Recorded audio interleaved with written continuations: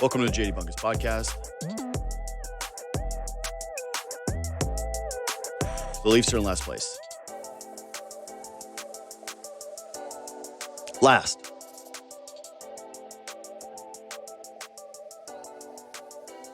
Not like in a Ricky Bobby way. Not like in a, if you're not first, you're last. Like, no, in the Atlantic right now, the Leafs are last. And yeah, the standings are bunched up.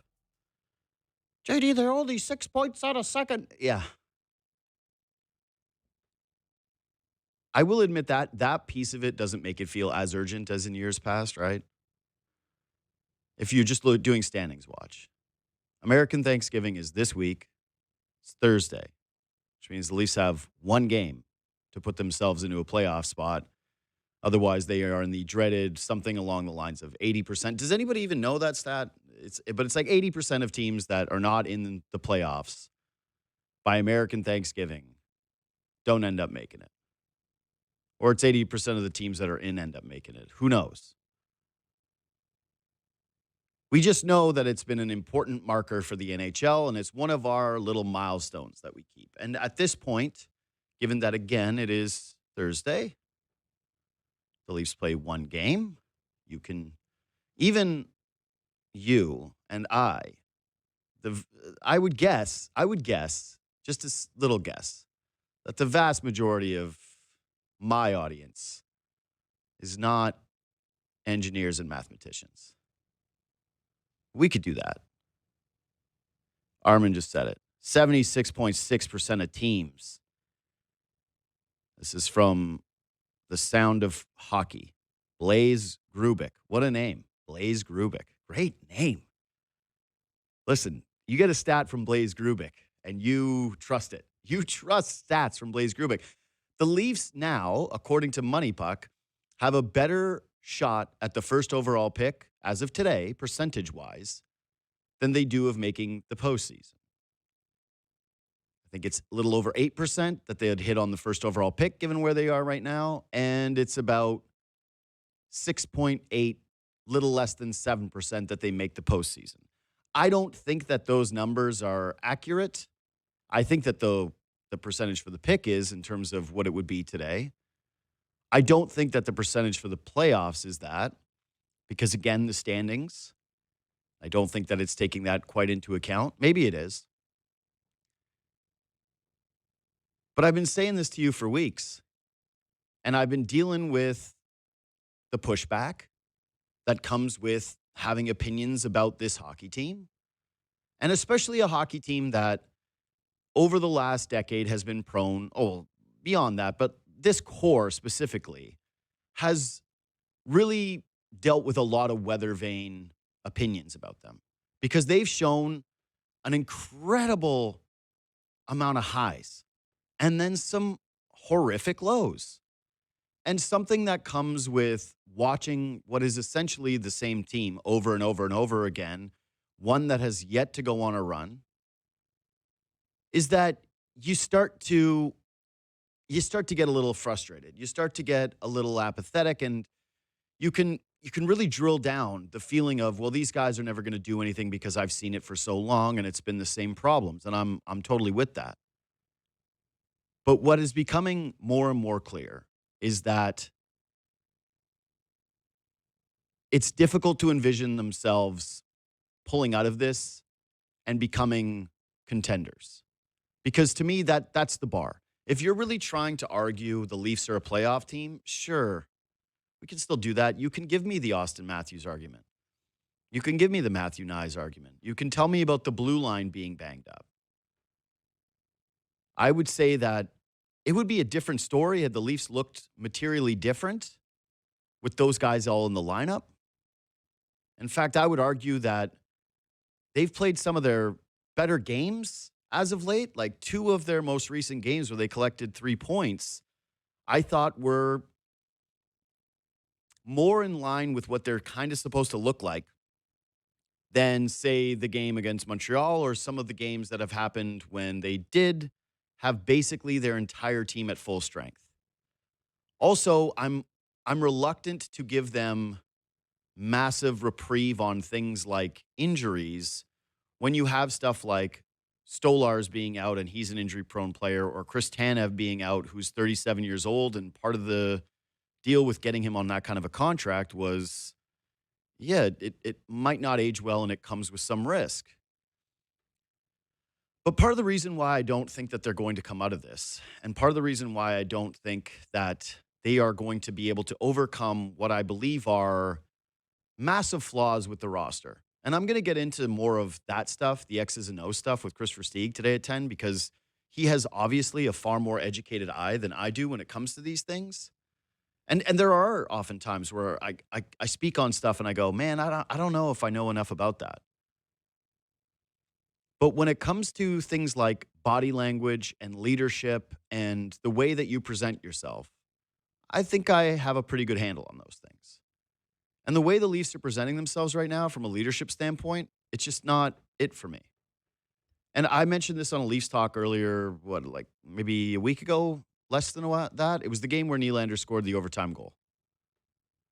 I said, I'm not sure how we're supposed to judge this player anymore, because there's obviously a large group of fans that will defend him to the hilt and believe that he is in some way unfairly criticized because he used to be, and that there's a certain pocket of fans that just pick someone to hate or pick someone to blame for the Leafs struggles. And clearly Nylander has absorbed some of those fans.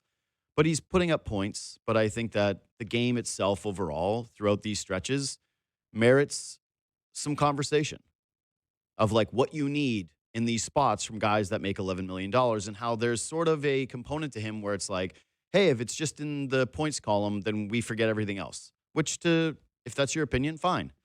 I don't think it's a crazy opinion. But I'm watching the postgame after that loss to Montreal, and it's just dreadful. Like, it was a horrible loss.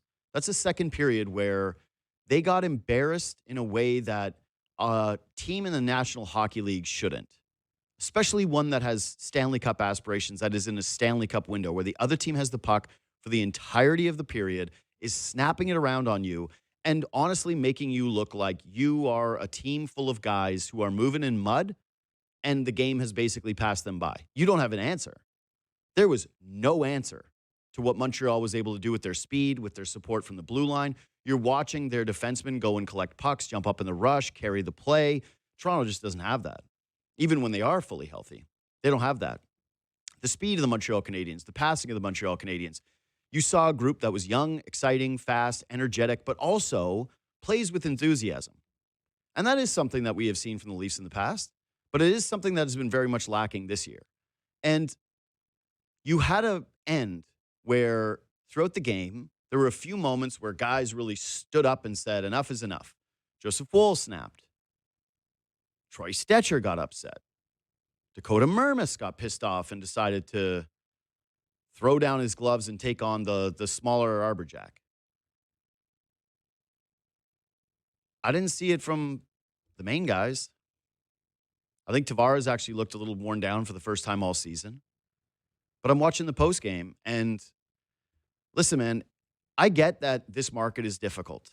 It is. There's more pressure here. So when things go bad, there's going to be more attention. There's going to be more conversation. There's going to be more noise. You have to, you can't be showing up to the podium in an 82-game season and going nuts every single time. That's not the expectation from me. And it shouldn't be the expectation from you.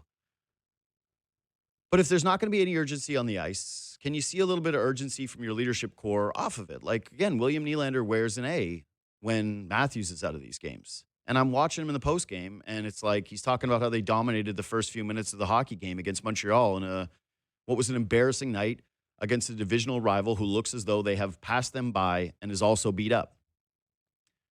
And it's this like lethargy in the way that they speak and the way that they act and the body language of the group, that it just does not inspire confidence. It doesn't inspire the idea that these guys are feeling the weight of the desperation that is already becoming this season.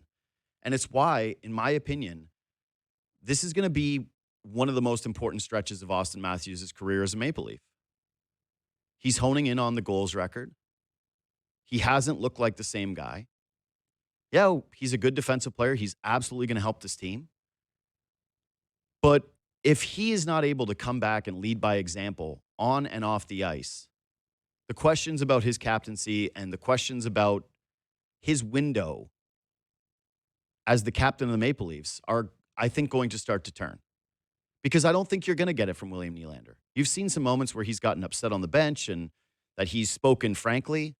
I think that Tavares will do it. He will speak with accountability, but it doesn't come with that same gravitas. Matthews has to be the guy. He's going to have to be the one that pulls them out of this.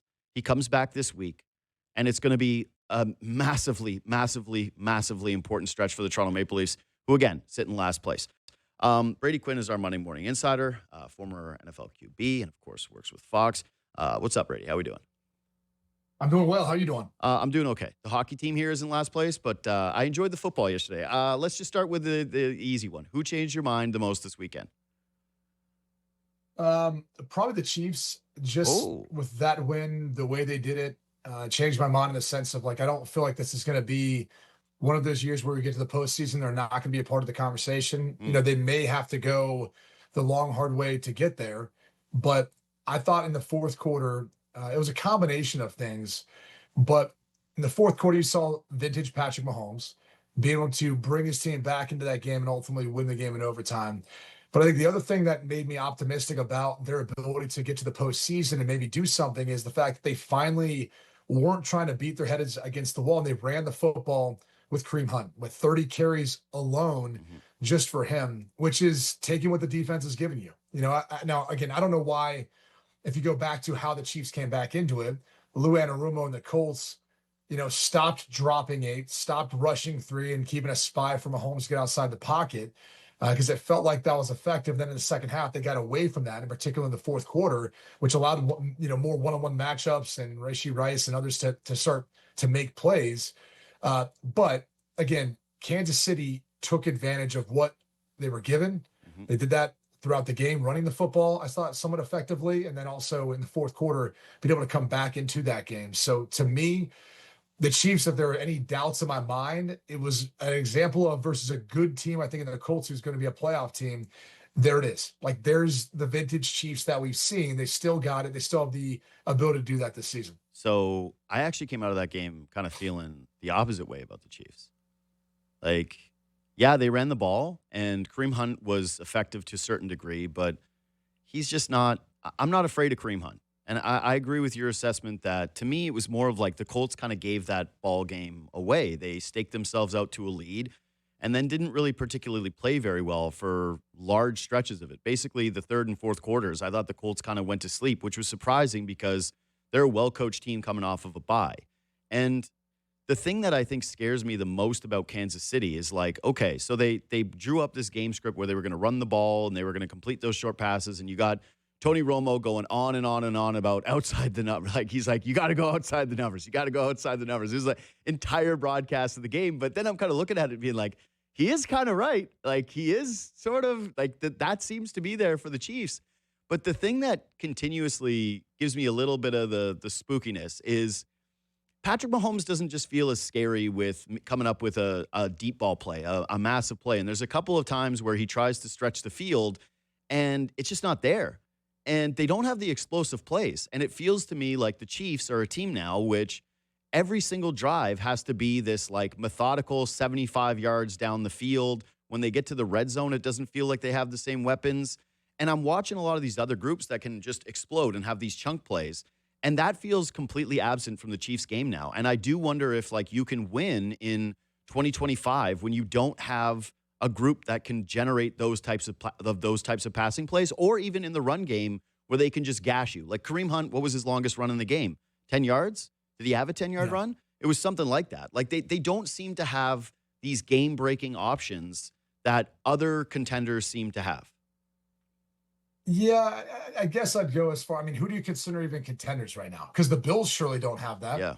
Who's their game-breaking option? James Cook? Well, I think maybe he's out of the backfield, but outside of Josh Allen taking off and running, no one in the wide receiver group scares you. Yep. I mean, you can go on down the line through a number of teams. I mean, I guess we're going to say Tyler Warren or Jonathan Taylor scares you. I mean, I'll go back to this.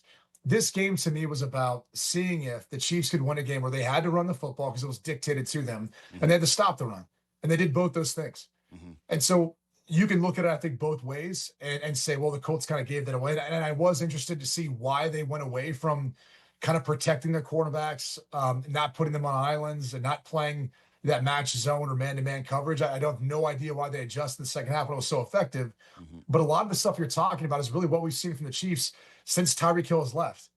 Like it's hard to take the top off of defense now if you're Patrick Mahomes, because that's the one thing that everyone's coaching throughout the course of the week in preparation that they're not going to give up. They're not going to give up the big play down the field. You're going to be deeper than the deepest, and you're going to keep everything in front of you.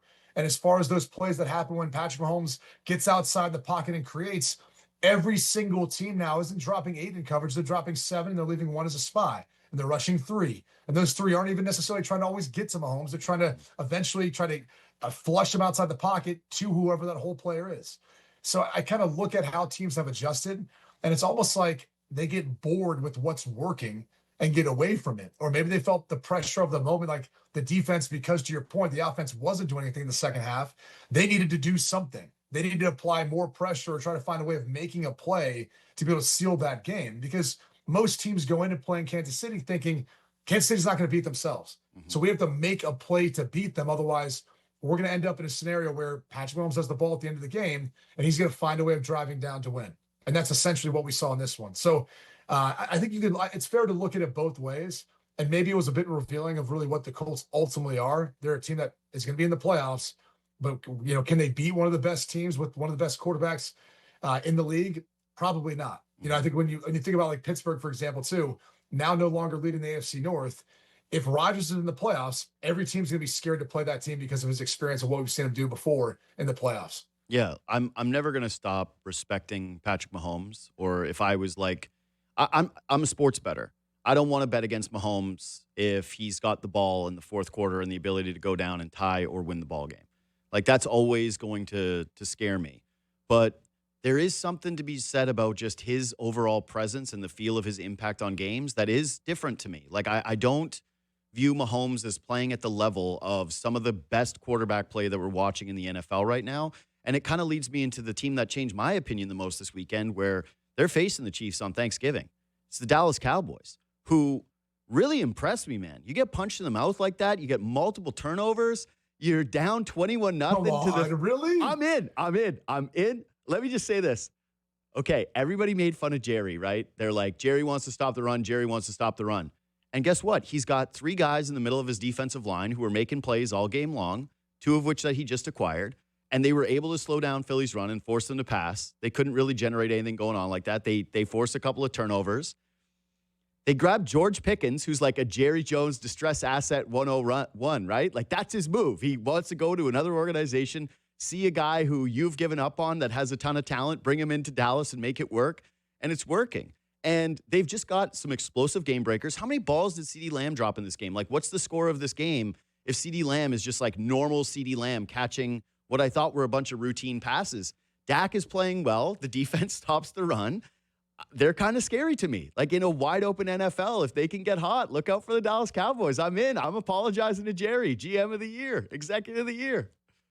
So I'm gonna talk about this game from the other side of things. Yeah.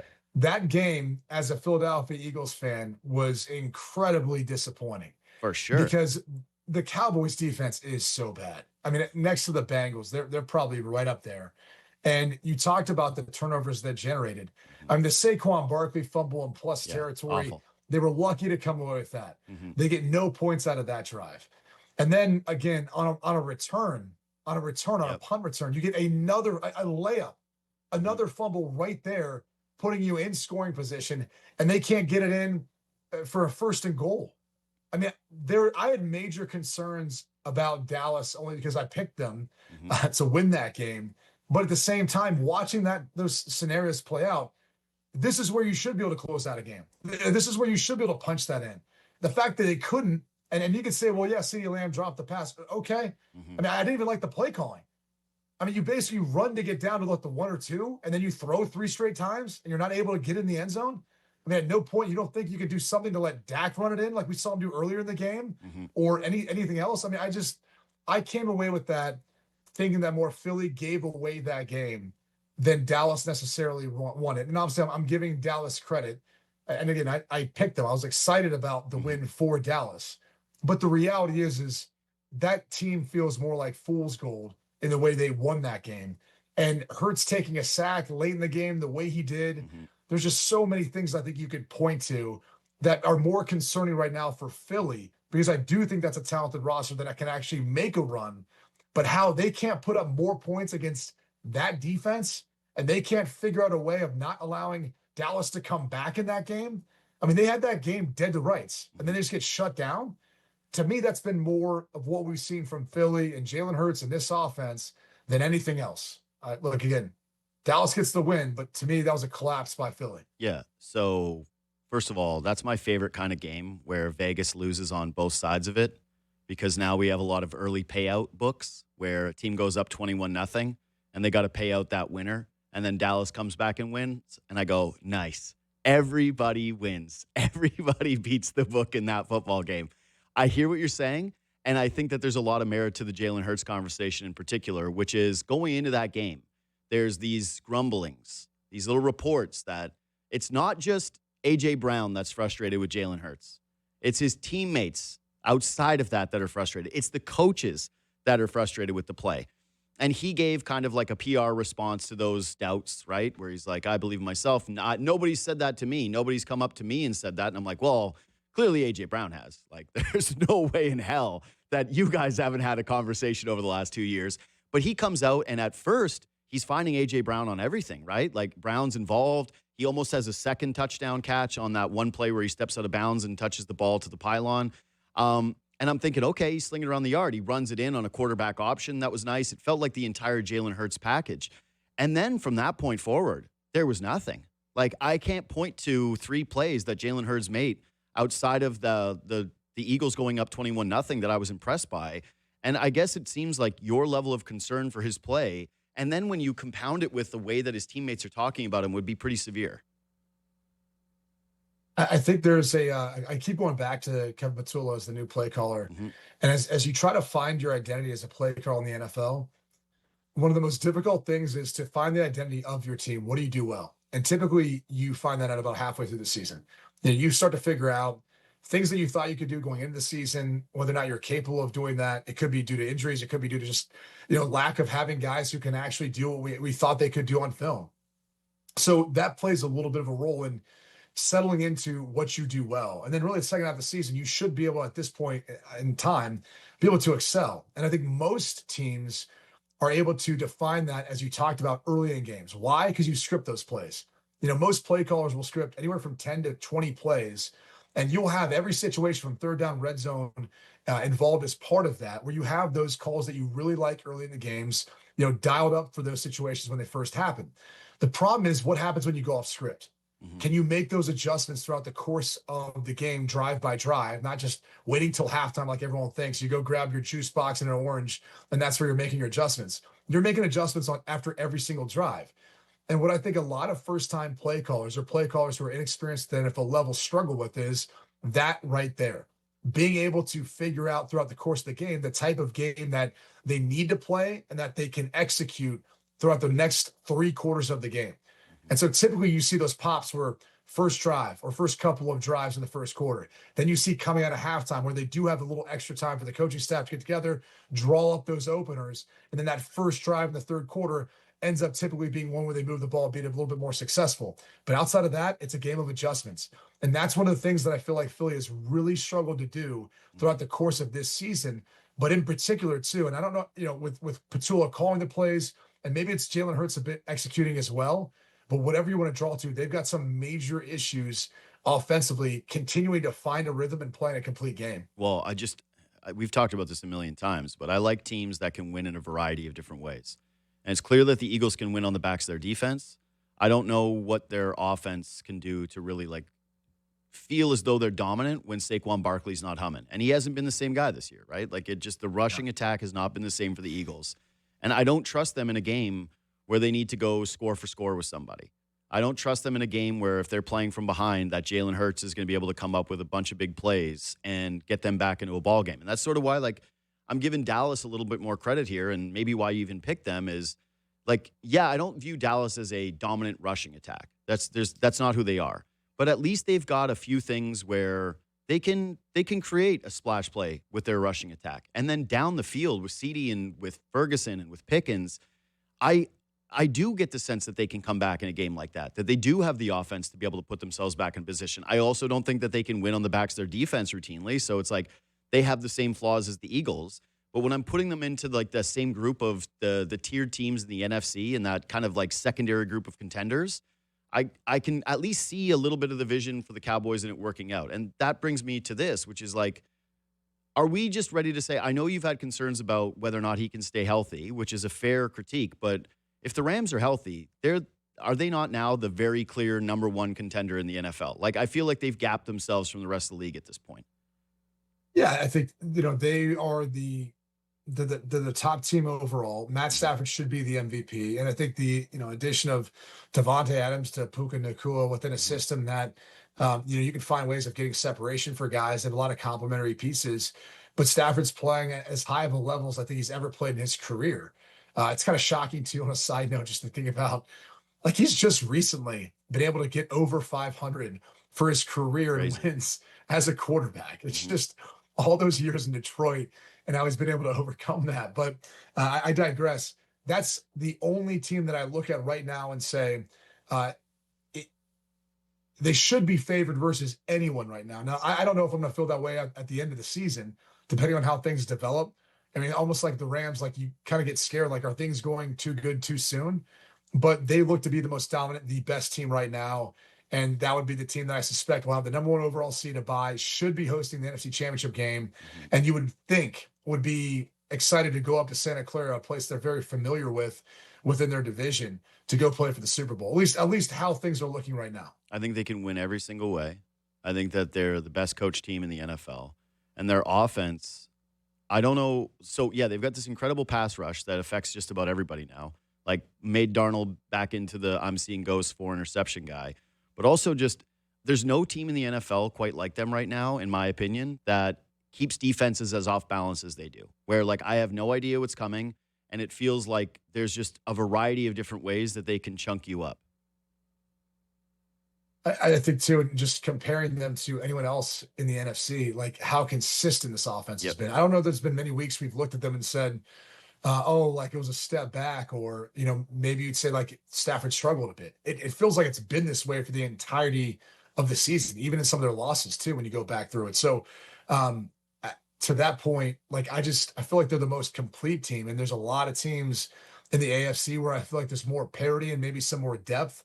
If you're looking at after whoever you think that top team is, which would be the New England Patriots right now, there's just a lot of people not buying, what the AFC is presenting right now. But again, there's still plenty of time left for these teams to get stuff together. It's one of the reasons why I kind of look at the Chiefs and I'm just not selling on what they're capable of being because of history, what we've seen, even though they do have some things they got to work on and improve upon. Yeah, I'm not selling on the Chiefs and the idea that they can be a scary playoff team or that they're not in the mix of worst team that you could face if you earn yourself like a home field advantage. You worked your ass off all season long, and you only lose like 4 games, and your reward is to play the Chiefs. That sucks. I just don't view them as like I have in the past, where I look at their problems and say, don't worry, come playoff time, all this stuff is going to be gone, and I'm going to feel like they're the clear favorites. That's the difference to me. It's like, could I see them still making it to a Super Bowl in this AFC? Of course. Do I think that they're a write-off? No. There was a moment in that game where I thought, oh, my God, they're going to lose their 6th game, and like, you lose one more, you might be done. Are you going to be able to run the table with this group? Like, I guess that's sort of where I'm at with the difference of the Chiefs, is that I don't have the same feeling like you're an idiot if you're staking yourself out to say the Chiefs don't look the same as they have in years past, which they did to us multiple times, right, through these tough stretches. I would say the simplest way of describing them right now is they don't feel like they have that bite. Defensively, there's not as much of a bite from the pass rush. Offensively, you talked about the lack of big plays. But even with some of their weapons, there's not that bite, that reliable one where, like, not to use a team that's got a losing record as an example, but like every single week, if you have to play the Browns and Myles Garrett's on the defensive front, like that's a problem for you.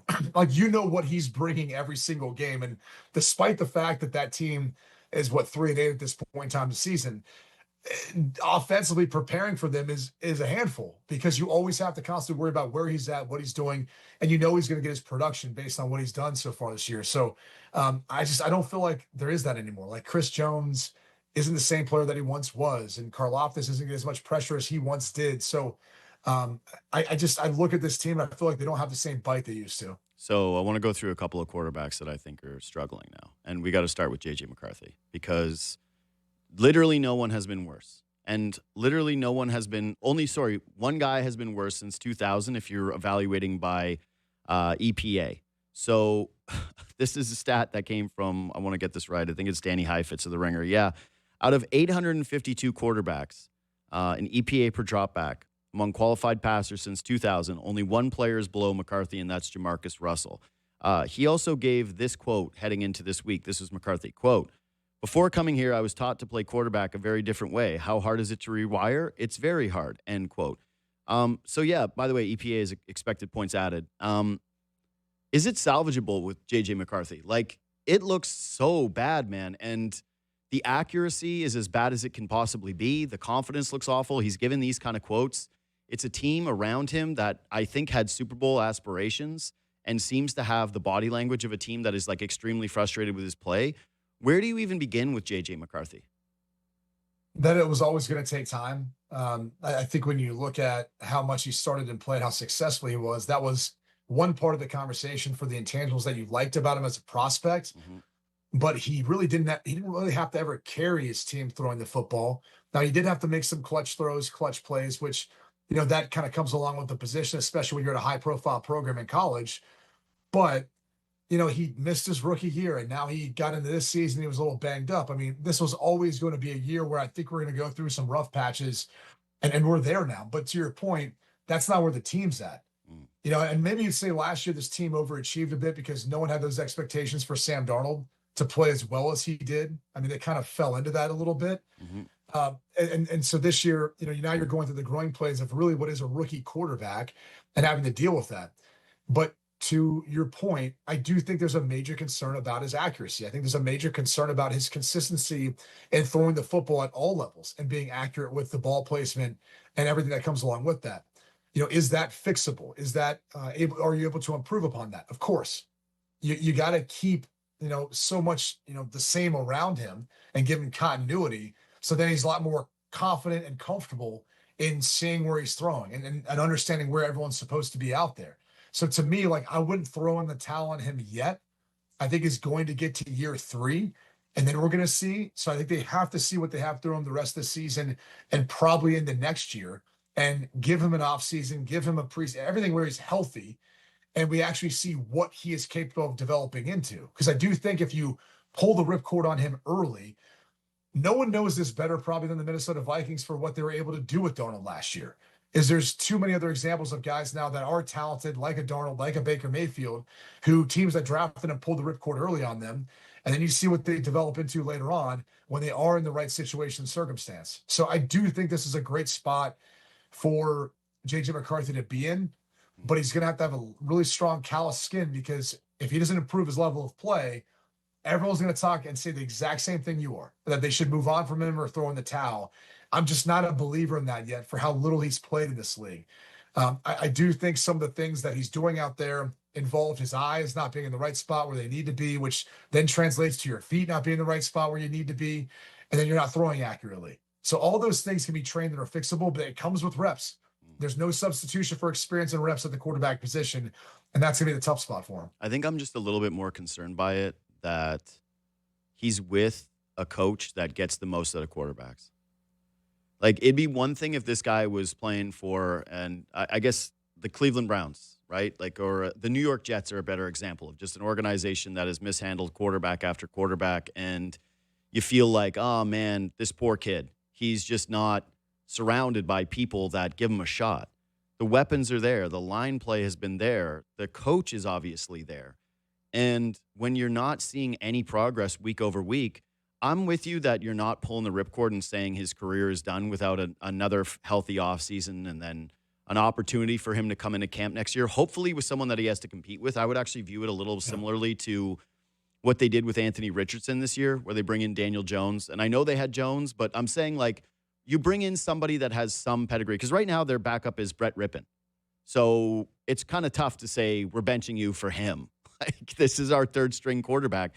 But I also counter that by going, do you really want him to lose all of his confidence? Like, do you want him to keep going out there week after week? Like week he had 89 yards, 2 interceptions, gets hit a ton. It looks horrible. It's gotten kind of to the point for me where I'm like, if you actually believe in him, you might need to sit him for some of these games in the regular season and remove some of those reps. I'm not a believer in that. Yeah. Like, I feel like at some point you have to see what you have in him, and you're going to learn a lot about him going through those tough times. I think it's interesting you bring up the Anthony Richardson comparison with, Daniel Jones coming in and how they kind of had to compete for it. Because to me, with Richardson, there's no concern about the talent and what he was capable of. Yeah. The problem was the lack of consistency and being able to play at a high level, and some other of the intangibles that I think everyone expects of the leader of that team. You got to be the first guy in, last one out. And if that's not happening, that's a red flag. You mentioned some other things that he did over the course of last season that, coming off the play or taking a play off last year, which is I never heard of. Yep. Those are concerns for JJ McCarthy, right? I think everyone's hoping he's going to be the guy. And maybe it just takes one of those performances where you say, there, it clicked. And it doesn't feel like that's happened for him this season. So again, I don't want to rush to judge him after 6 starts in his career, even though it has been ugly. He's turning the football over too much, which is something, by the way, he really never did during his time at Michigan. But to your point about this situation he's set up for, this is as good of a situation as you will find. Mm-hmm. But sometimes it just takes that game, that moment to kind of build back up that confidence to get him going and into a rhythm again. And look, if it doesn't, I'm with you. I fully expect them to bring in someone to compete with him.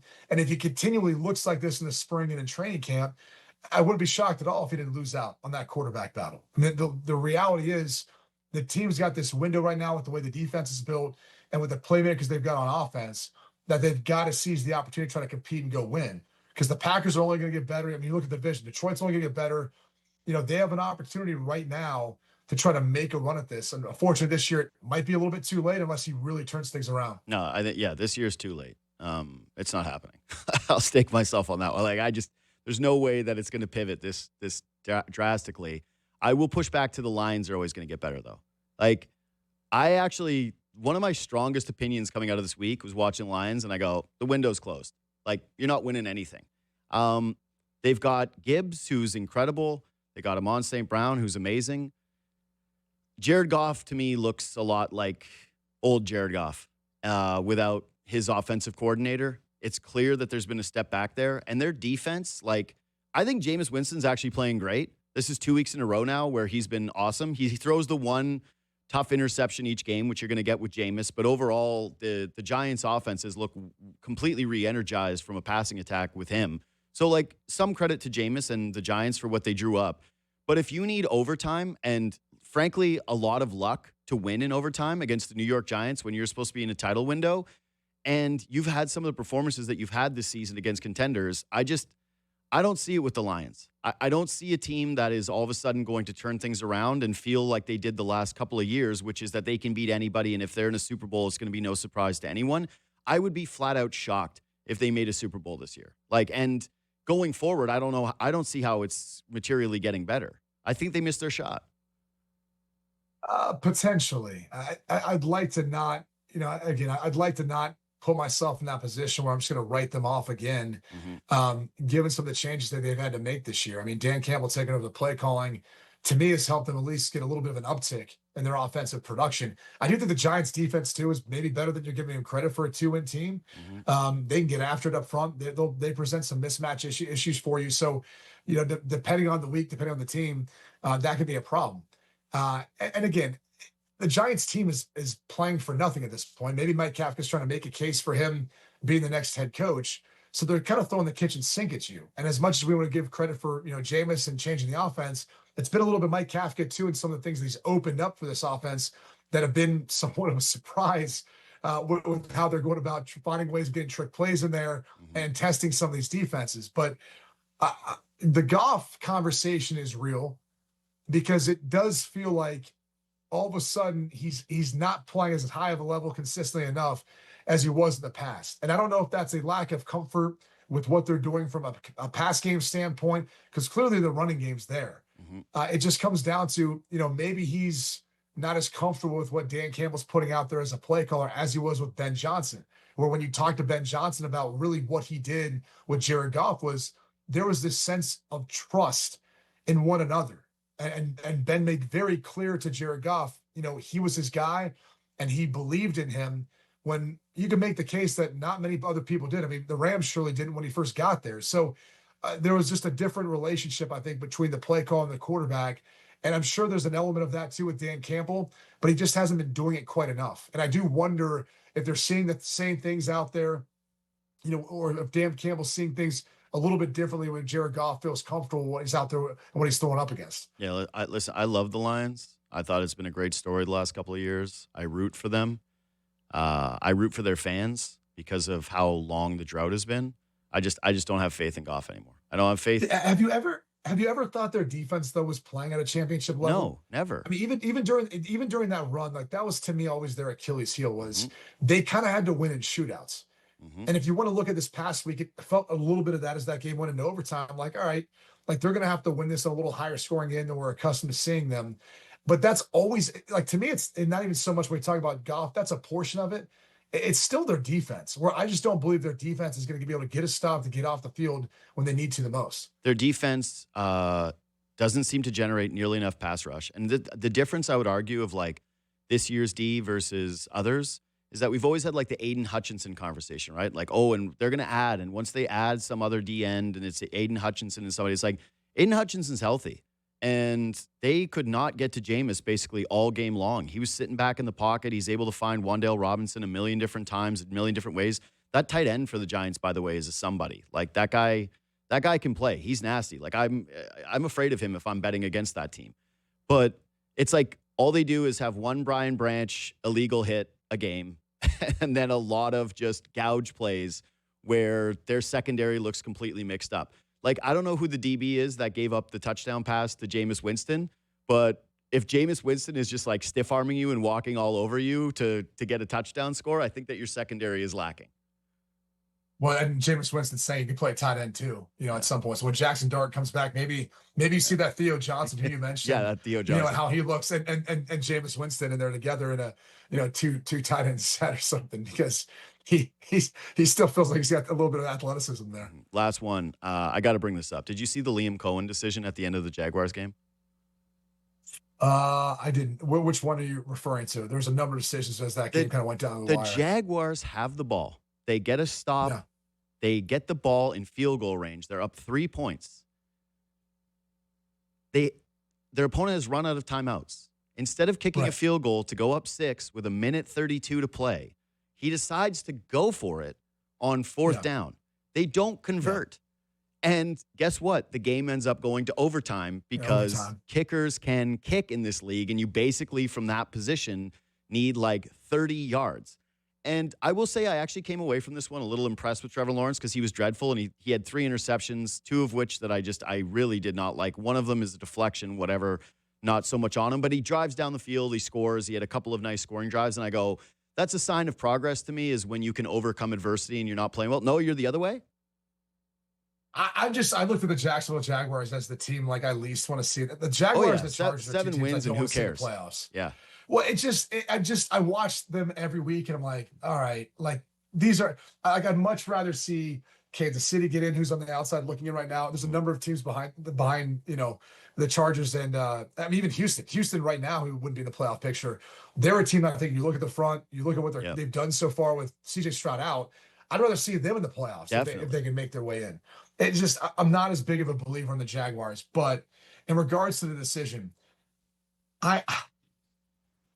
I feel like coaches in the NFL have gotten like fourth down happy. That's where I want to go with it. And I'm not sure what to make of that. I mean, look, 4th and 1 in plus territory. They got stuffed on 3rd and 1, by the way, like stuffed. I know. And I'm sure there's an analytics department that's saying you got to go for it because you get it, you end the game and it's over. And if you give them the ball back, and who knows with the new kickoff rule, you're basically, they're going to be getting the ball at the 30, 35, depending on where the return comes out to and all that. I'm with you in the sense that it's almost like coaches have forgot, like the kicking game's still available to them, still there. That was one that like I'm not going to down that hill for because I think they should be able to get a yard. And then if they can't, okay, the team's got to drive, 60 yards, let's say 50 yards to feel like they're in at least field goal range and feel like they can attempt to tie it up, which they did. So credit to them. But I guess the general point is you kick that, you miss it for any reason, you still end up in the same spot. And if you kick it, make it, and they're driving down the field, they score a touchdown, kick a PAT to win it. Now I would say, why didn't you go for on 4th and 1? So that's just that one is not one I'm willing to like die on a hill on.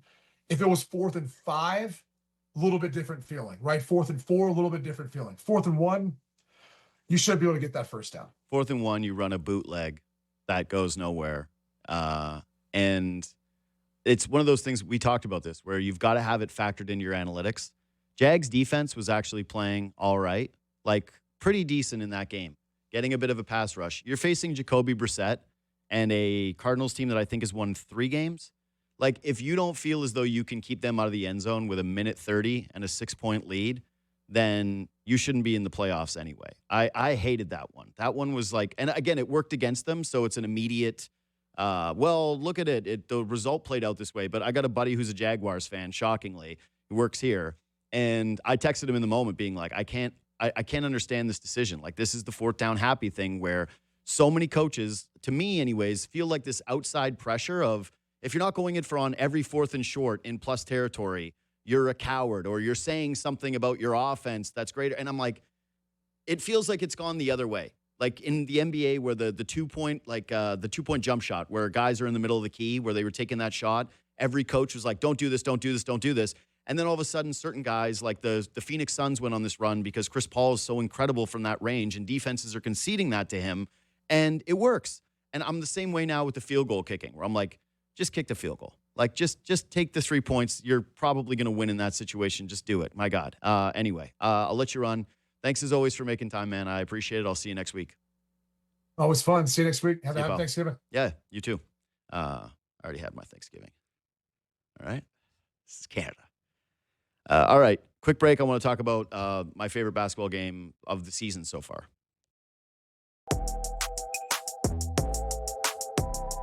So maybe the Emirates Cup is hot.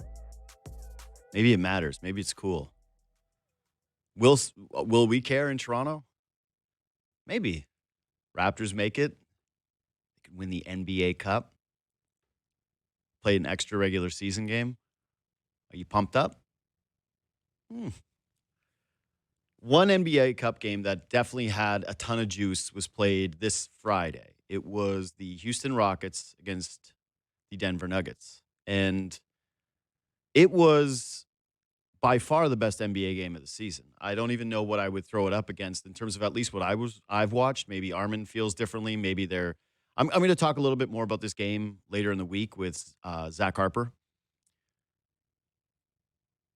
But the NBA, right now, it kind of sucks because you're looking at every single team on any given night and they're missing multiple stars.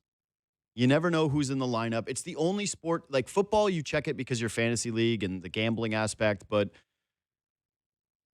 the NBA, you don't know what you're going to get. You turn on a game and there's usually a star or two missing. You go, all right. Game time decision. Injuries are way up. They've certainly should be having a conversation about the number of games played in the league. They're not going to do that. They're going to continue to put these guys through the pace and space era where these calf injuries keep happening and tell you that, like, oh, it's a fluke, it's a coincidence. Like, no. It's the style of play and the amount of games that they have. That's the reason why they're getting hurt. Obviously, it's overuse. But Rockets, Nuggets, it's both teams at full strength, basically. Nuggets missing a couple of guys, but they've got their stars. And there was a weight to it. And I miss that in regular season games. I miss watching the NBA and feeling like this really matters. And we'll see. I kind of think Raptors-Cavs is going to have that, by the way. I think tonight is a big one because the Raptors are on the come up. Cleveland has been beaten by them a couple of times. Now they've got their full team. Raptors have beaten a bunch of bad teams and need to prove themselves against a good one. So this one's super exciting. But the difference is the Nuggets and the Rockets are playing for a title. They are playing for basically the number one contender belt against the Oklahoma City Thunder. And watching that game, I got so encouraged, thinking, you know, they might have a shot. The Rockets are slightly better than I expected them to be, and everyone that was optimistic about Denver's offseason should feel good about that. Jokic was unbelievable. There's a pass he made in the third quarter that went viral that I'm sure a lot of you have seen, and the guy he passed it to missed the shot, but my God. The number one must-see TV, and I would say all of sports if you're doing an individual. One individual player you get to watch, you have to watch a full season of. Jokic is my pick. He's ahead of McDavid. He's ahead of anybody that you put Macklin Celebrini, not even close. He's ahead of any quarterback right now. Like Josh Allen, you're taking Josh Allen ahead of Nikolai Jokic. You're nuts. There's nobody. He's the number one option.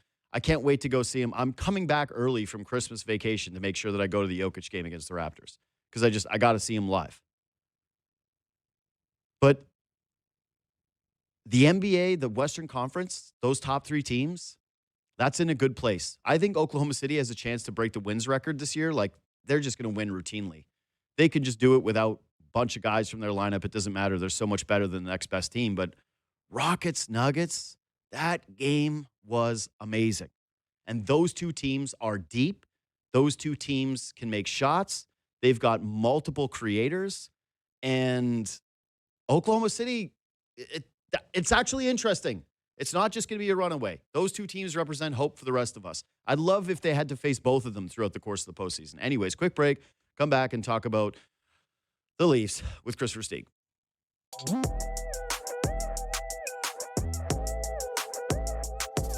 So the question for the Leafs right now is, where do you even begin? And they would say, well, we're getting guys back in the lineup. Right. The same guys that are a part of this.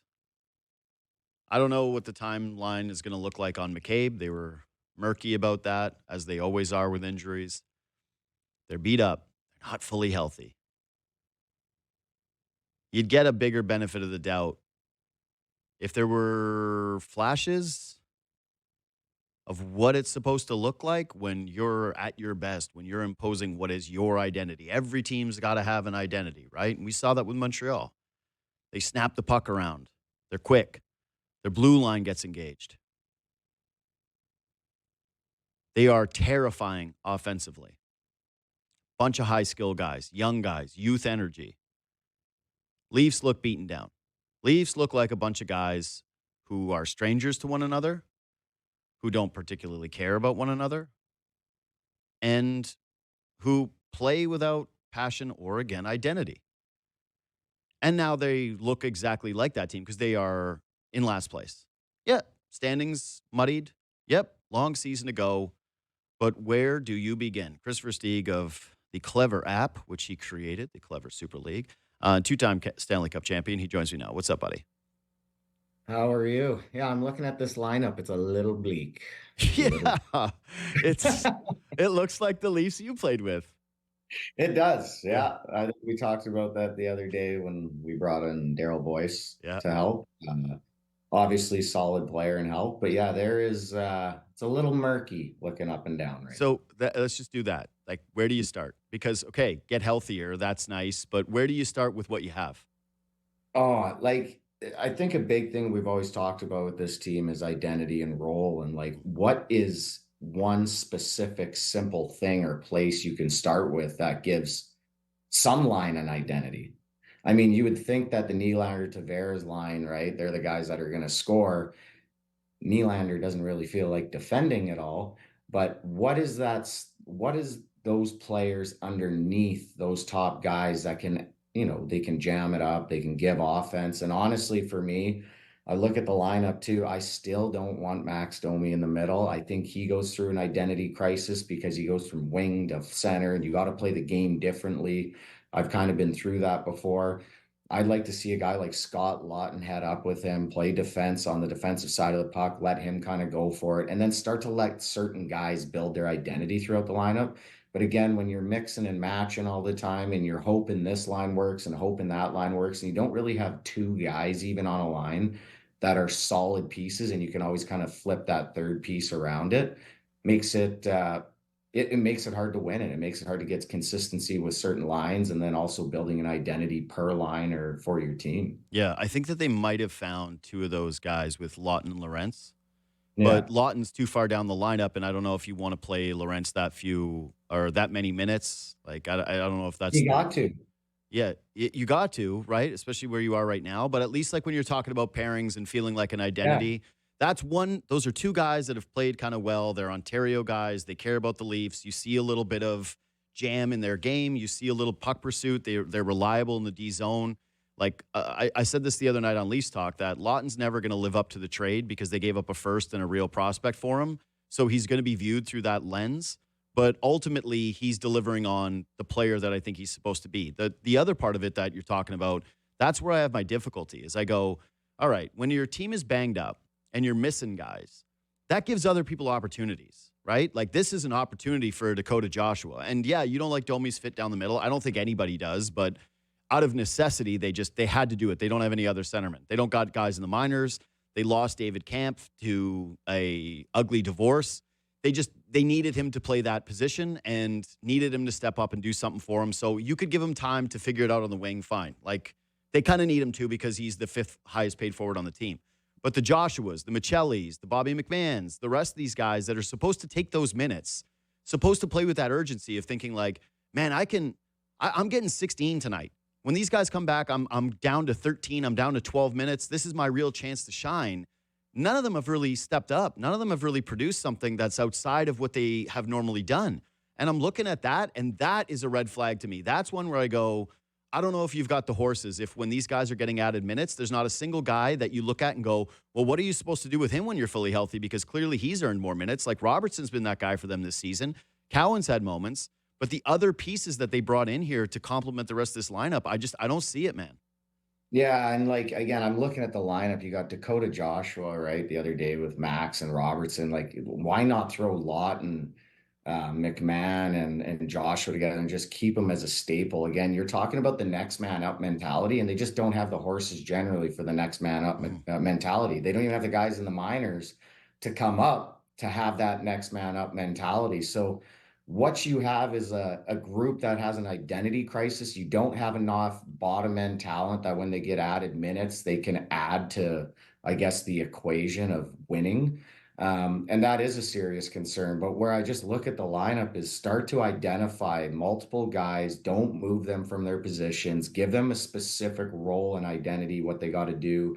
I know when guys go out of the lineup, so you're talking about Joshua. Now he's on the second line and he's supposed to add a offense.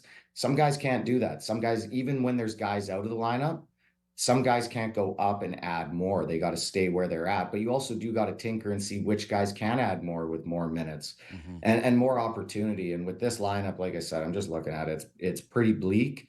And when you don't have the next man up mentality, there's generally a bit of a culture issue too, in the sense of your identity as a team and winning. Because generally, for short stretches with injury, if you're a good hockey team, you should be able to bypass that short stretch. It shouldn't be this apparent that guys are missing. Yeah, you're not seeing that at all. And I think that at this point, it's pretty easy. You know, you get uncomfortable at times speaking about what a team's culture is because you're not there behind the scenes, right? Like, yeah, I'm not speaking of like they're bad people. It's just like the winning culture, the winning mentality, how you play every shift. But right? that's it.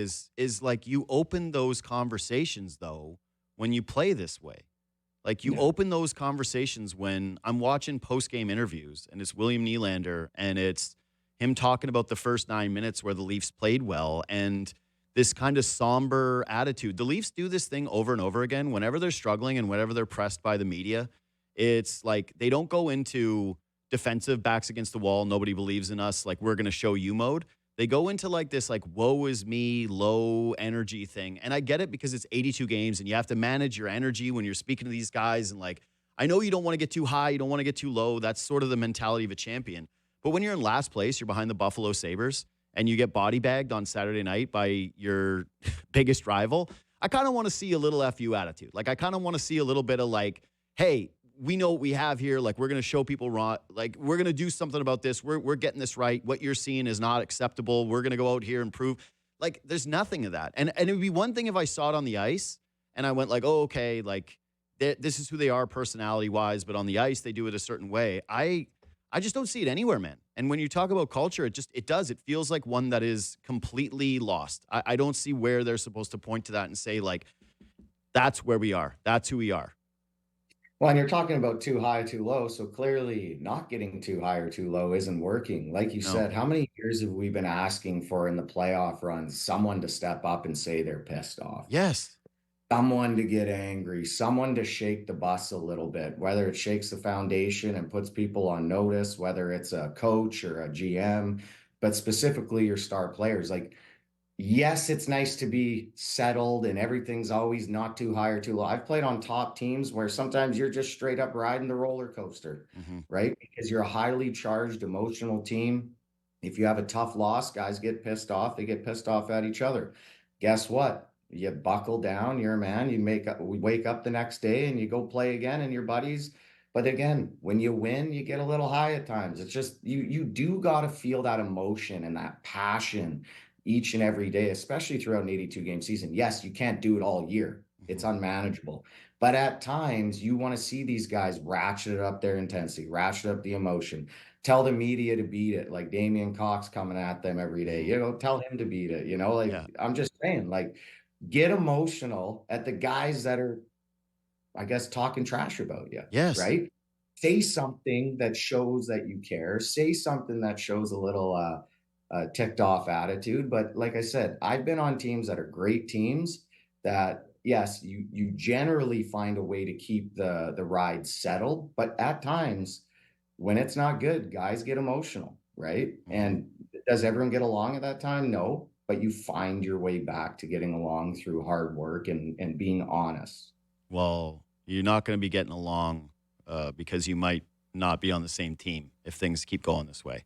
Like, there's no option other than a soft sell for the Leafs, like, at the very least, if they continue. Yeah, but the bottom guys can't do that. It's the top guys. Well, right? yeah, dude, listen, there was a couple of guys in that Montreal game, like, and I pointed out to this already, but Stetcher gets pissed off. And Mermis, who's an AHL call-up, throws down and has a fight.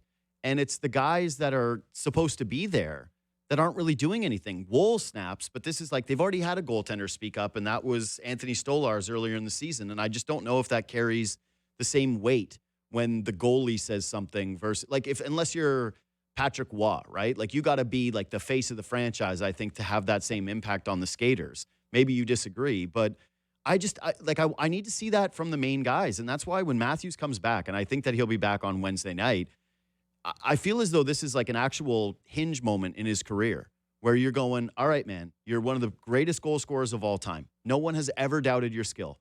No one has ever doubted your passion for the game, because one of the things about Matthews that gets said by every single person around the league is during off seasons, he works his bag off. That this is not somebody that, like, takes it lightly, that he's just a talented guy who sort of floats around. Like, that's not his attitude. In fact, there's like a lot of people that think that he hurt himself because he works out so hard in the offseason. But if he doesn't grab the reins of this thing as the captain, and if he is not like the emotional driver, I don't know if anybody else can be. And it puts like a huge spotlight on him when he comes back. Yeah, well, clearly these last few games without him has shown that. But the big piece of Matthews coming back is like you said, what's the storyline? What's the story? Like, I was listening to 590 a little earlier today, and they're like, Trelevin screwed up by not signing Marner, and he did not do this, and now they're losing because of this. And I'm kind of listening to it like, okay, if you're Matthews and you're a player, like, this is kind of a moment, like you said, where you got to put the team on your back and take them back, because everyone's talking about Marner's the guy, is the reason this team isn't winning, or this reason. So why not be part of the success? Why not be a guy that gets, like you said, a little bit pissed off, put the team on your back and take them back and kind of get you guys out of this ditch? Even though, let's go back to Marner a second. I think if Marner was even here, I don't think it matters at all. They're playing in the identity crisis they have throughout their lineup and the bottom guys and everything. But that's the storyline, right? Yeah. That's like heard it for 2 days now. Marner's not here. They're like Trelevin screwed this up and he did this and all that. So again, you're right. This is a big moment in Matthews' career, especially when they're sitting at the bottom. All they're talking about how great Marner was and how they lose him. For him to come in, play his best hockey ever, put the team on his back, and start to show when he's engaged and when he's at the top of his game, he can carry a hockey club. Man, are they a better team with Mitch Marner right now instead of Dakota Joshua and Michelli? Like, duh. Like, totally. Yeah. Is the power play better? For sure. Is the penalty kill better? For sure. But is it at the point right now where you look at them and say, if they had Mitch Marner, they'd be a contender? If you're saying that, you're out of your mind. And if you're seeing like, hey, they don't play with enough passion. Hey, they don't play with enough energy. Hey, they don't play with enough FU to their game, like to their identity.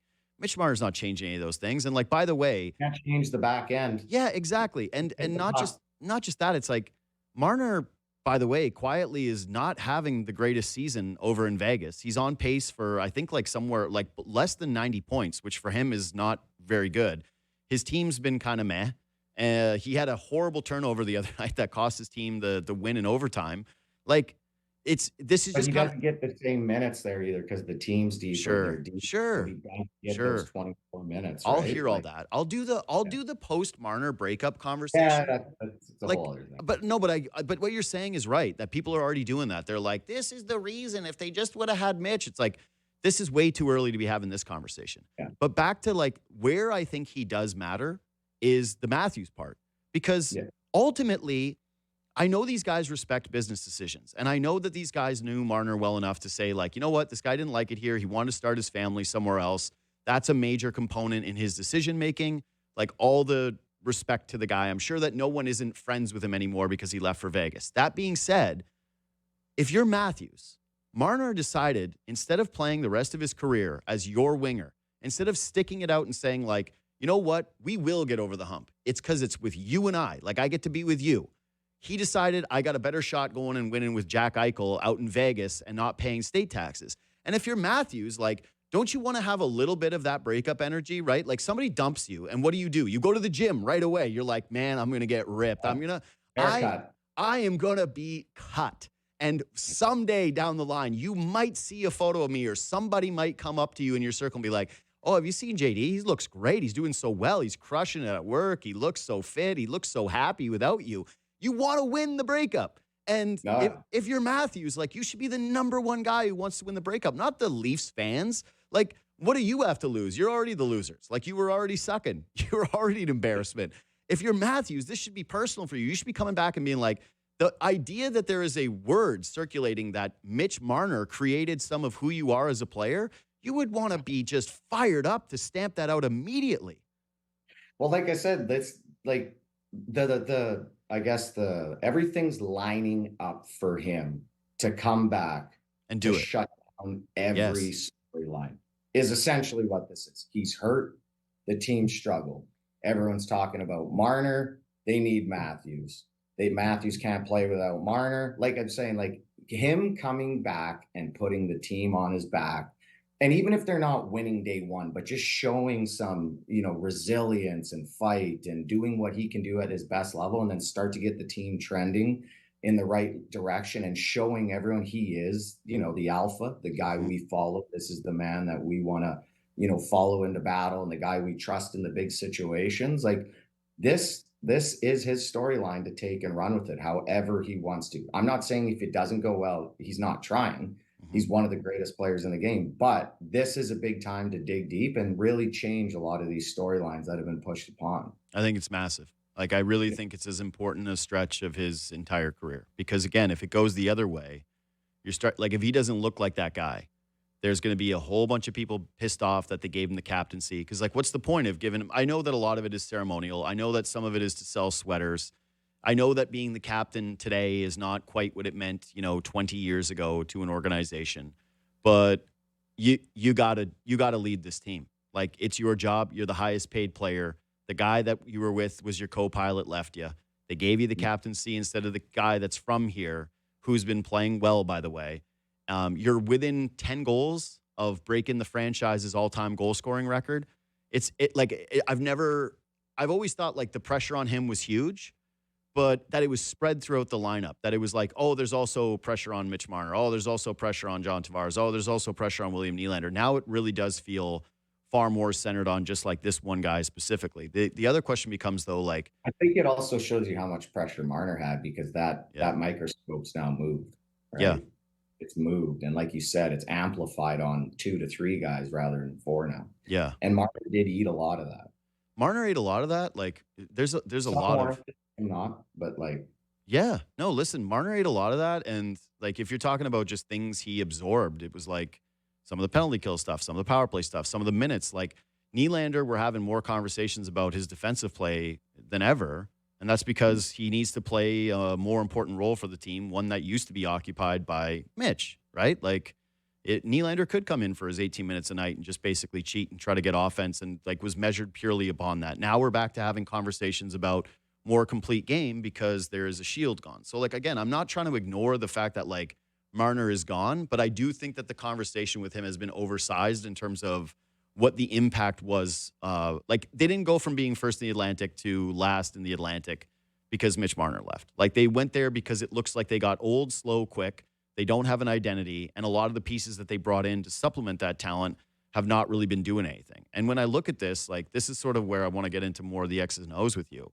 When I try to envision them starting to have success, like, yes, Matthews and Nyes are going to be important for the forwards, but like how they get the puck to those forwards seems like a Herculean task. And even when they've been healthy, they haven't been able to do it. And now you're removing 3 like staples from your defense core and leaning on Benoit and Mermis and now a pretty diminished version of Morgan Riley. Like, Oliver Ekman-Larsson has been amazing. I want to leave him out of this because like he's on pace to finish with one of his best seasons of his career, and I think that he's playing with jam. But like you watch Montreal, right? And so much of these that period was just what their blue liners can do, and then you superimpose Toronto on them, and you go like, they're just absolutely not capable of doing something like that.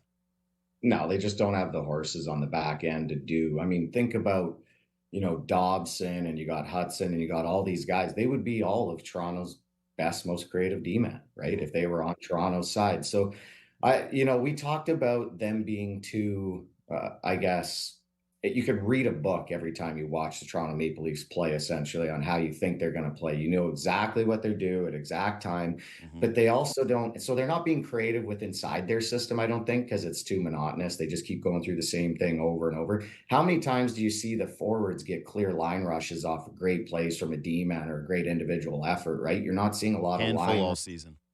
Yeah, you're not seeing a lot of guys with time and space. Like I said, you don't see them take the puck back in the neutral zone, find guys. You watch Montreal, man, like they take the puck back. And now it might not always work for Montreal. They got to learn to play 2 different ways. They got to be able to play the way they did, and they got to be able to grind it down to get in the playoffs to do well. But back to them, their creativity all starts from the back end. You got guys switching on the back end. They're causing confusion for the Leaf forwards. They're kicking it out. They're punting it back in the middle. They're driving down. Like, how many one-touch passes did they have that just drew so many guys in, and it cleared up space for them, time and space on the other side of the ice? They just looked like a more complete team because their back end is so dangerous at bringing the puck up and also like creating one-man breakouts. It's kind of what Riley used to do a little bit more, right? But imagine having like 4 of him or 3 of him, 3 guys that can do it consistently when they're on the ice time and time again. Even Matheson, right?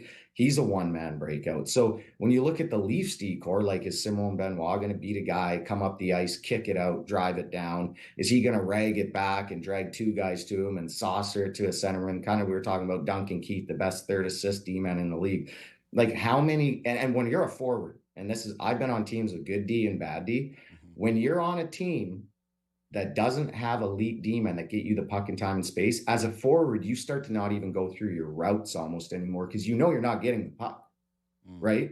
You basically know all the routes, you know everything, and you know where it's pretty much going all the time, where you need guys that paint outside the lines, right? You need some guys that paint outside the lines that do something different that might be a little more risky, but gets you the puck in time and space, and it gives you more opportunity to score. But I just watched like all the interchanging of Montreal's players, like the D down the wall, guys coming up the wall, the D in the neutral zone crisscross. And like they cause so much confusion because they have the talent, they have the coach that's teaching them it, and then they execute on it a lot. Now, for Montreal's side, they're going to have to learn to play two different ways, but it was impressive to see, but you don't see any of that from the Leafs, No. right? On the side. Yeah, but you also don't see the other side for the Leafs. Like, it'd be one thing if you thought, okay, that playoff style that you're talking about, that grind it down style was working for them at times, but you're not. Like, they don't play with any sort of team identity to the point where, like, and I said this to you, I don't know, we were talking on the phone this weekend or if it was in a text, but it's gotten to the point now where I don't know what it is supposed to look like. Like, I don't even know what the vision or if the team is supposed to be in terms of the actual application anymore. Yeah, I think like you're talking about the Leafs pound it and grind it down and go north and all this. Like, if you're going to play that way, it's hard to play that way 82 games. That's why we've talked about in the NHL for years. You're going to need a team that wins the regular season, because you're going to need to go into, Carolina on a Tuesday night where you have no energy and you can't be grinding it and pounding it down. You're going to have to rely on your skill guys to get the job down, or your specialty teams to get the job done for your team. Like, throughout the regular season, you have to win at skill. You have to win specialty teams. You have to grind it down some nights. You have to just play so many different facets of the game. And like you said, what is the Leafs game right now? Clearly skill and breaking the puck out and creating time and space from their back end isn't the key, right? Their forwards aren't executing, but also because they're probably not getting the puck with time and space, they don't have the ability to. And then if you look at the other top teams, they figure out a way to do it throughout the regular season. And then while building in that physical facet of their game for the playoffs, right? And so it's like, you can't just be a one-trick pony, especially in today's NHL with all the skill. It's like, okay, let's go north and grind them down. Physically, that's not possible for 82 games. It's just not. Not even just that. Like, you're looking at a group of guys, and this should be even part of the conversation, where like injuries continue to pop up for them.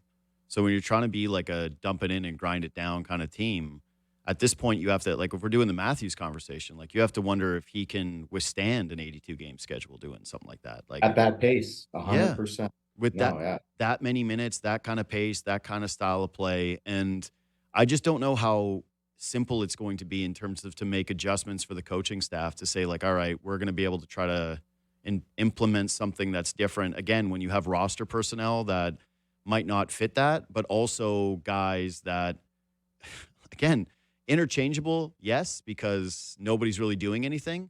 But you just said it. Guys are trying to find their role on this team and be taught what exactly it is that they're expected every single night. And from the forward group specifically, like that identity crisis that you're talking about, that feels so pervasive amongst the guys that I mentioned, the group that they brought in, other wingers that they have, where I feel like a part of it is like you're a player and you're searching for something, but you can't even just start with one little thing to build off of. Yeah, well, that's the hope. Generally, when you're in this type of a crisis as a team, you're always looking at one specific thing that you could do better, right? That builds your game. You don't try to look and boil the entire ocean. You're trying to watch or think of one specific thing that you could get better at. Think about the coaching for the Leafs right now. Like, what is Craig Berube thinking? Like, you can't boil the ocean. What's one specific area that we could get better at that helps us get closer to the win column time and time again? So when you're looking at the identity crisis, back to that with all the players, it's, bring them in, figure out lines, not like lines of three, but lines of two, where two guys can work with each other. There's interchangeable pieces on the side, and each line starts to draw an identity. You're only out in D zone faceoffs. You ain't going out in the O zone lot. I'm sorry, right? If you're with Max Domi, you might, if Max Domi's on your wing. Once Matthews comes back, who's he going with and what are their specific roles per line? I think if you start to get in to, start to create the identity around the lines, not so much, like I said, about all three players on the line, but two, and you give them, a little bit more clarity on what they exactly need to do, I think that, this team could start to turn around. But I think about, I don't envy the Leafs coaching staff right now at trying to pinpoint one specific area that is a cause for concern. One of the things that I really hope they do is we got this brief look before Nyes and Roy both got hurt of a line that was Nyes, Roy, and Cowan. And I'd like to see them go with a group, like if they don't stick with Lawton there, which I'm okay with, but trying Nyes with Lawton and Cowan, and then giving Matthews, you could give Matthews Nylander. Like, I'm fine with that because Tavares seems to be capable of carrying sort of whoever's out with him. He's played well with McMahon. You can give him Robertson, whatever. but spreading out the talent in a way that they haven't done in years past and asking like each one of these lines, like, hey, you got to do something now, and making those pairs. And whether it's like Nyes with Lawton, Robertson with Tavares, Nylander with Matthews, give me a little bit of a look where you're going to stick with it for a while. Put Nylander, like I've said this for a few years, just put Nylander on the third line. I think back to, when we've won Stanley Cups, Patrick Kane only had 80 points that year, right? Nylander's not doing it. I don't think he's buying into that. But yeah, I know, but it's just like the other guys, Nyes and them, it's like, yeah, you guys are getting a lot of points right now. Yeah. Because we kind of fluffed you up when you're playing together, but we got to get you guys deeper in the lineup and get some identity and help deeper in the lineup, right? If they buy into that, it could work, right? Like, hey, Nylander, you're on the third line. I've said that about Marner at times in the past. Maybe get him as a different look on the third line. Make them buy into, hey, you might not finish the season with 90 or 100 points. You also got 6 years at 11 million. I mean, right? But maybe you get 80 points this year, but we get into the playoffs. I just worry, like, when I think about him last year, they needed to let him play on both power play units. He got like the full 2 minutes every single time because he wanted more ice. He wants more ice. He wants more ice. And it's very obvious at this point, like he wants it to be as offensive as possible. That's where he finds his own game. That's where he finds his own identity. And that Berube, a guy who's already like, I don't like saying it feels like you're losing the room because I don't know being in the room. But when I see a group of guys play with that little enthusiasm, it's hard to take it and go, like when you're saying don't boil the ocean, start with one little thing. The first thing I would be saying to these guys is like play with energy, play with like passion, like skate hard. And we had a clip of Berube saying this to them the other night where he's like hammering them at practice saying, you got to just get there. You got to skate there. It's an effort play. That's where they start, is just the energy to me. It's like feel like a more energetic team. If you're putting Nylander down on the third line and you're asking him to grind it out at this point of the year when you're struggling, I think he checks out on you. I'm not really saying exactly that. Maybe it's like, Tavares goes to the third line, give him a little more role identity on what he would need to do there. I've always kind of laughed at when people are like, you got to work harder. Your team has to work harder. That just tells me you have no answers. At the end of the day, they're in the NHL. For the most part, besides Nylander, everyone works hard. They all defend for the most part. They all compete. What is the reason? Give me like more concrete reasons why we're struggling rather than they got to compete or work harder is kind of the way I look at it. Because with confidence, with those things starting to build, if you start to win and you start to find your game, effort comes because it's just more free flowing, more natural, right? I don't think these guys aren't trying. I don't think it's effort, but you're saying like get there, and you're saying Craig says that too. I think that's a little bit of a cop out, I think, at actually figuring out what the actual issues are. And if you're inside that room, you know exactly what it is. We're just guessing at it. But I think the effort piece should be secondary to like, what are actually the things that are not allowing us to get on pucks fast enough? Why are we not having the opportunity to forecheck hard enough? Where's the puck starting 30 seconds ago, and why is it back in their hands again, right? So what's the other stuff that goes into it rather than just effort? Yeah, I think the problem with that is that when we're discussing it, it's clear. It's like they don't have the guys on the back end to be able to make part of it. To be able to make any sort of play, to be able to make any sort of breakout, to even just like win puck battles. Even like there was this one idea that, hey, they got bigger and they got meaner and they got tougher. They're at least going to be able to stop cycles. Hey, they're going to be maybe a touch worse off the rush, but if you're in their zone, you're not going to get to the front of the net with any ease. And you just mentioned it's like the counter to that is what Montreal showed them in the second period, which is like they snap it around. And yeah, they're not fully healthy there, but just like none of those guys can move. And there's wide open lanes. There's wide open looks at the net over and over again to the point where, yeah, the goalie's getting pulled because even though he's standing on his head, he's giving up a bunch of goals because the other team is so dominant against you. Like, I think that you could blame the D too on those goals, but like there's a structural crisis a bit too on the D side. If you see all these interchanges happening and guys don't know where they're going, also on the forward side, I could say that too, right? Well, yeah, but of course that's going to be the case. Like, first of all, they do have like littered throughout their lineup guys that are not extremely strong on that side of the puck. And then to your point about roles always changing and jobs always changing, that's it too. Is like you're playing with a different guy every night. How are you supposed to be able to build any sort of chemistry with that person or know what your responsibilities are ultimately always supposed to be? Yeah. Or your identity. Like I said, we talked about Max Domi the other day, and I was similar at the time where I'd play center sometimes. I'd play wing. If I was on wing, I was more of a puck pursuit winger, try to make plays.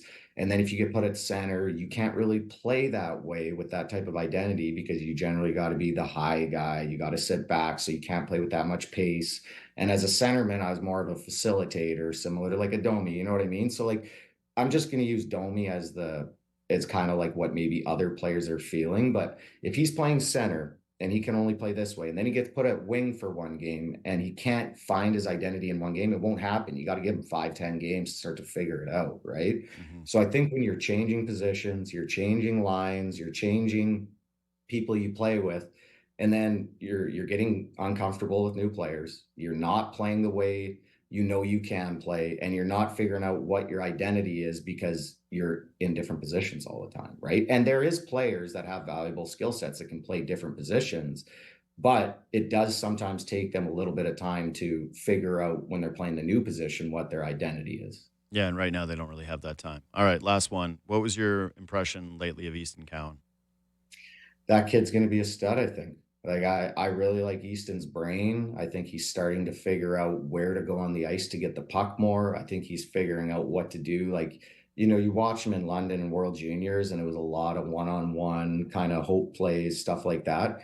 Easton is really starting to understand when and when not to make plays. And obviously you're going to still see a lot of those issues come up because he's a creative, high skill winger or playmaker. At the end of the day, he can rip the puck too, but you're just seeing how he can go anywhere on the ice and do stuff that other players can't, right? Especially when he's given opportunity with good players. I think he's a guy that, you're going to see maybe a little bit of tail off it as the season goes on, or he could get better if you put him with the Matthews. I don't know. Like his game could really go either way, but I really like how this kid plays. His competes high, and then it's just, making him understand as he starts to age into the league when and when not to do certain things. Mm-hmm. Might play with Gavin McKenna. Like might be an opportunity for him. Oh yeah, Gavin, yeah. McKenna, Matthews, and Cowan. Yeah, it's like the way that they're going, like they got a shot. It's 8% as of today that they land that first overall pick. Again, Chris Versteeg, you can download. I'd be taking Bearhoff.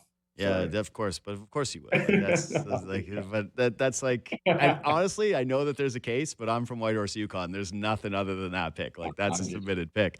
Again, you can download the Clever app for free. Highly recommend. Again, anybody that's involved in athletics, you should check it out. 2-time Stanley Cup champ. Thanks for making time, man.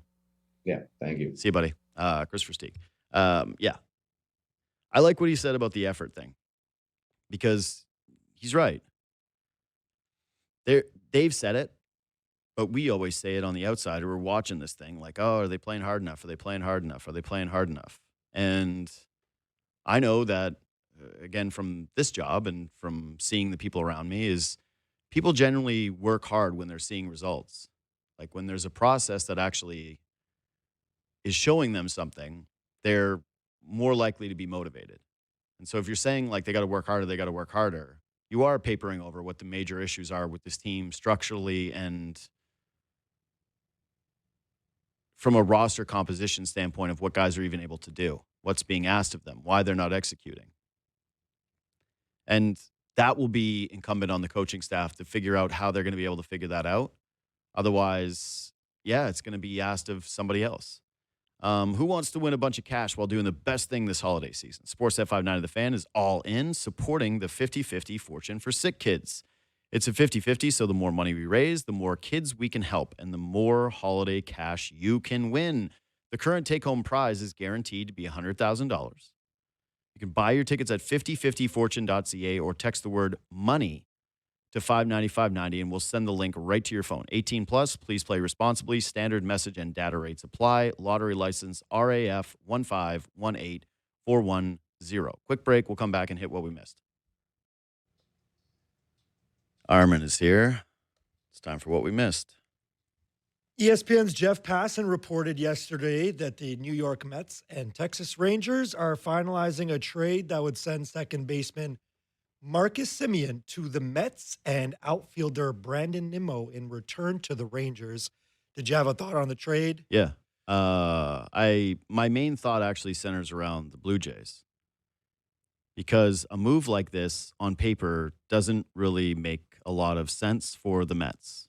Semien has had 2 down years. He still has a lot of money left on his deal, less than Nimmo. But the Mets aren't trying to shave long-term money and take a step back.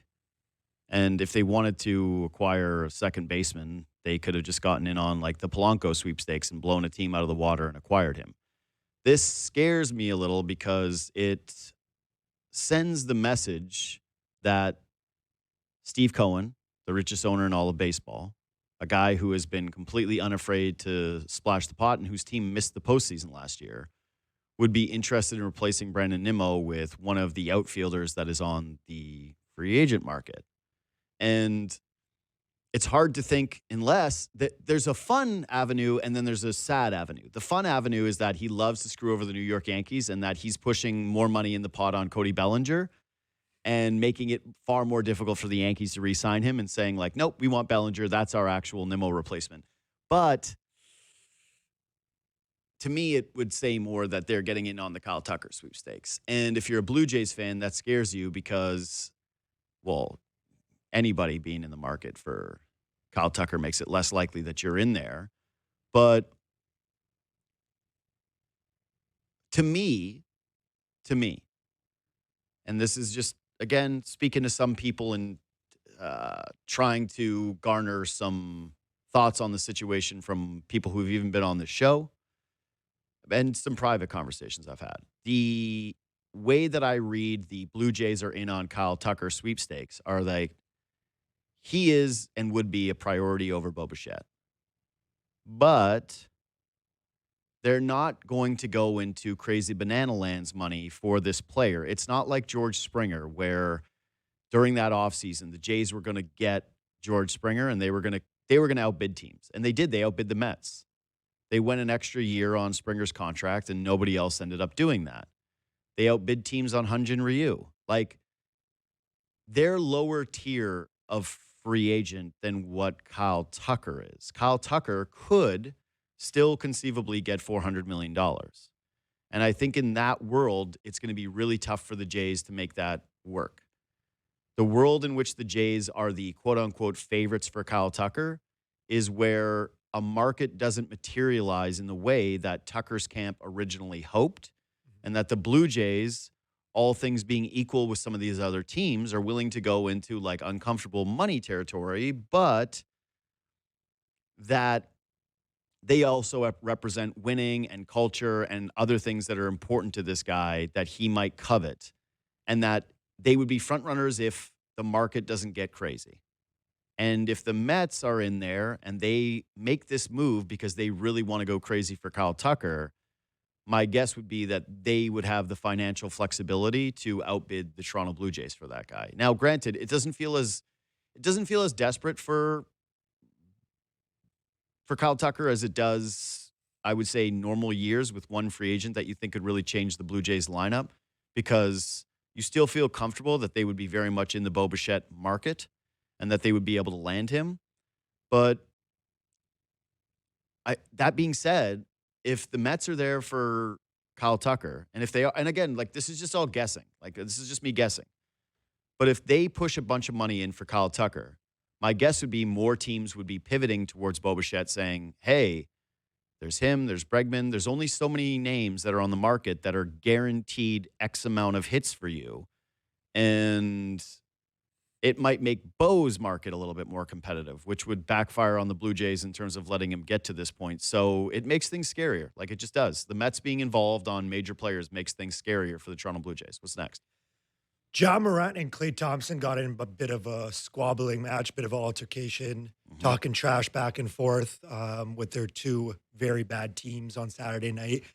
Ja ended up pointing his finger in Klay's face, saying, "You a bum now," which was cool. the main takeaway people got. And he also interrupted Cam Spencer's post-game interview, saying, "Tell him who the best shooter was. It wasn't bro from Golden State." So obviously a lot of people are getting on Ja. What takeaways did you have? Well, I know we talked about Ja on Friday too, before that stuff happened. So Yeah. So Ja is 26 years old. By that time, Klay had already been to the finals twice, had an Olympic gold, most points scored in a quarter, and was part of a 73-9 team. So for Ja to do like the whole "you a bum now," it's lame, and especially in a game where you're not playing and you're not involved in any of it. Like, what was Ja Morant doing in that situation? That's the problem I have with this guy is people make mistakes. And for Ja Morant, some of the stuff that he has done, in my opinion, has been overblown. Like, in a vacuum, I don't care that a guy who gets suspended for making, gun gestures throws a fake grenade. And people are like, oh, look, he's making light of this. I'm like, oh, what do you want him to do? Like, he's a young 20s millionaire playing basketball. And unless it's something like hyper aggressive, then I'm not overly concerned about it. What scares me with Ja is that he just doesn't seem to get it at all, and there doesn't seem to be any personal accountability for what is going on with his career. And whether it's the murmurs of wanting to get out of Memphis, whether it's the repeat screw-ups, whether it's like getting in a guy like I love trash talk, bro. You know this, that I think that there's not enough of it in professional sports. But I don't think that's what anybody's clamoring for. I don't think anybody's clamoring for a guy that's in sweats, that plays basically no basketball games, who's constantly a problem for his organization, who's feuding with his coach, to be sticking his finger in Klay Thompson's face. Like, who is Klay Thompson in the league to trash talk? That's not you going head to head with somebody and jawing on the floor. I want to see you go toe to toe with Anthony Edwards and the two of you guys be jawing on the floor. And then after the game, if you're like, he's a bum, I like that because you did something. But for you to just be going at a guy with accolades and try to say he's washed up when, how old's Klay now? 36? yeah, 35? that sounds about right. 36 sounds about 35? Yeah, somewhere in that range. Sorry to Klay if I have this wrong. He's probably even a little younger than that because I just get it wrong with players now all the time. I don't know anybody's age anymore. But when Ja was talking that trash a few years ago, even saying some outlandish stuff like "we got next," that was one of the things that stuck with me so much because I'm like a young, hungry team coming Which up. is fine. I like playing that. the Warriors. I loved it. It's like we got next, and then we haven't heard from you. Yeah. Like you did nothing. He said, "I'm good in the West, brother. You can't win a playoff game in the West." So it's just kind of, it's one of those things where you don't want to put rules on trash talking. It's like trash talk more, like you said. We love it. But like that's one of the ones where it's just like, no, but it doesn't work. You just lose any respect, any that you have left. But it doesn't work if you're talking trash, you're not doing something. Like, I thought Dylan Brooks was fun against LeBron.